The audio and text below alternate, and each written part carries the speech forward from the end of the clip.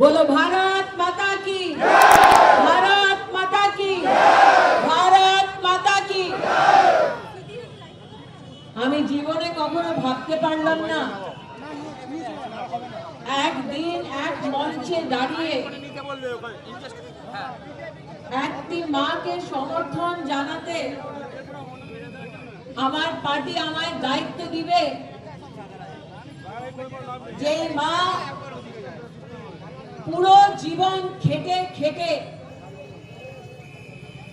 একটি মেয়েকে ডাক্তার বানায়, যে মা নিজে পরিবারের সঙ্গে একটা স্বপ্ন দেখে কি মেয়ে ডাক্তার হয়ে সবাইকে হাসপাতালে সেবা দিবে, নিজের জীবনটা ভালো করে কাটবে আর পশ্চিম বাংলায় নিজের কন্ট্রিবিউশনটা দেবে। একটি মা জীবনে হয়তো ভাবতে পারলো না কি একদিন ও জানতে পারবে কি যে যতন করে মেয়েকে বড় করেছিল, যে হাসপাতালে মেয়েটাকে পাঠিয়েছিল ডক্টর বানিয়ে, ওখানে ধর্ষিত হয়ে একটা মেয়ে, আর আজকে ওই মাটা আপনার সামনে দাঁড়িয়ে আছে। এই মাটা মাত্র বিজেপির প্রার্থী নয়, এই মা পশ্চিম বাংলার প্রত্যেকটা মহিলার একটা প্রতীক। তাই আজকে হাত জোড় করে এক একটি মানুষকে আমি বলতে চাই, আমাদের মা, আমাদের বাড়ির মেয়ে।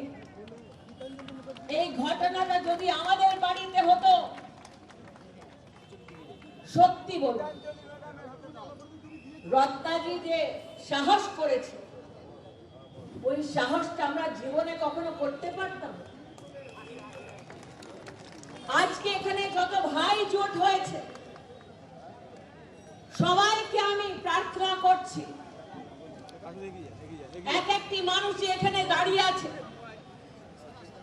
আপনারা মাত্র বিজেপির জন্য এখানে দাঁড়িয়ে আছেন এটা নয়, আপনার একটা মায়ের জন্য দাঁড়িয়ে আছেন, ন্যায়ের জন্য দাঁড়িয়ে আছেন, অন্যায়ের বিরুদ্ধে দাঁড়িয়ে আছেন।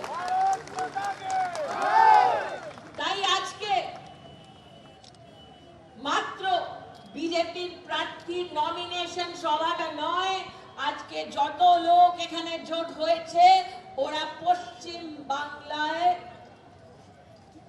ন্যায় স্থাপিত করার জন্য দাঁড়িয়ে আছে।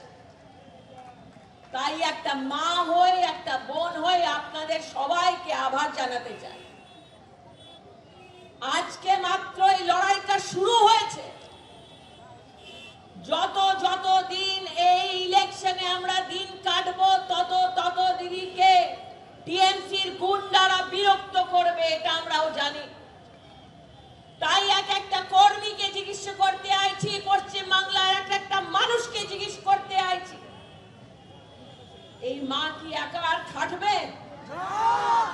এই মা কি একা লড়বে? আপনাদের সবাইকে লড়াইটা লড়তে হবে। বলুন, লড়ার জন্য তৈয়ার?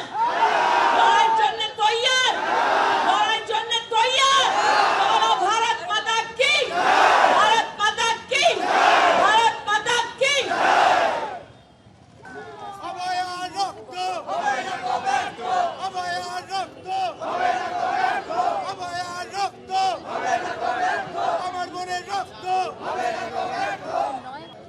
সমস্ত এখানে যারা জনসাধারণ রয়েছেন তাদের কৃতজ্ঞতা, ভালোবাসা, বড়দের প্রণাম জানিয়ে কয়েকটি কথা আমি বলবো। সেই 9 আগস্ট 2024 একটা ফোন কল আমাদের পুরো সোনার একটা সংসার ধ্বংস করে দিয়েছে। যে 9 তারিখ আমার মেয়েটা আমার কাছে এসেছিল, আমি ভেবেছিলাম আমি গোটা পৃথিবী আমি হাতে পেয়েছি। সেই 9 তারিখেই তাকে দুষ্কৃতীরা খুন করেছে। তাই আমি আজ 9 তারিখেই আমি যাচ্ছি মনোনয়নপত্র জমা দিতে এবং বিজেপি প্রার্থী হিসাবে জয়েন করতে। আপনারা সবাই আমার সাথে থাকবেন, আগেও যেমনভাবে ছিলেন এখনো ঠিক তেমনভাবেই থাকবেন।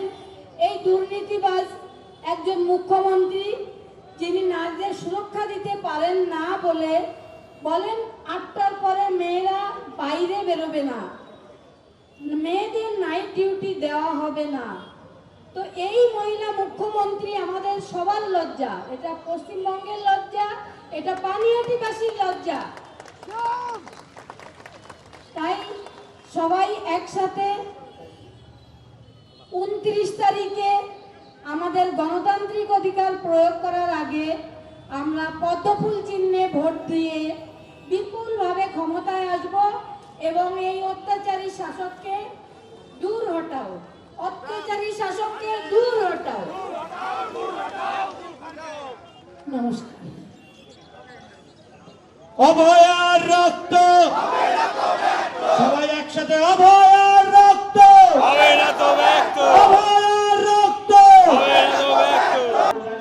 देखिए, ये ममता बंदोपाध्याय का नारी विद्वेषी और नारी निर्यातनकारी जो सरकार है उसका पतन का लक्षण है। आपने देखा होगा जनता किस तरीके से रास्ते में उतर चुकी है।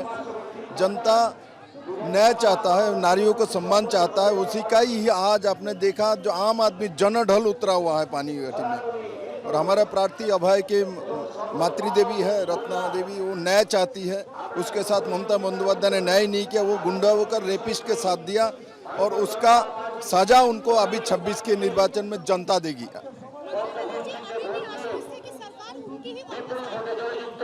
नहीं, उनको समझ में नहीं आता उनको क्या करना। उनको गुंडे को साथ रहना, रेपिस्ट के साथ रहना, ये उन्होंने चुन लिया।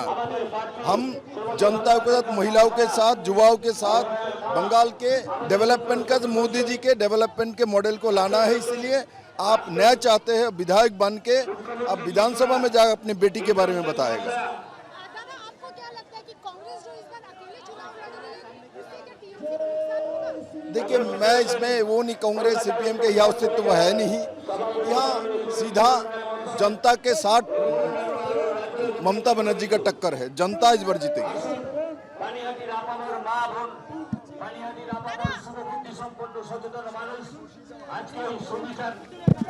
যারা আমাদের কার্যকর্তারা এসেছেন তাদের কাছে বলবো আমাদের এখানে চেয়ার পাতা রয়েছে, আপনারা চেয়ারে বসে পড়ুন।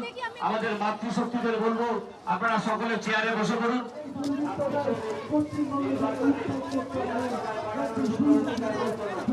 আমাদের প্রাক্তন কেন্দ্রীয় মন্ত্রী এবং প্রাক্তন সাংসদ মাননীয় শ্রীমতী ইরানি মহাশয়া উপস্থিত থাকবেন।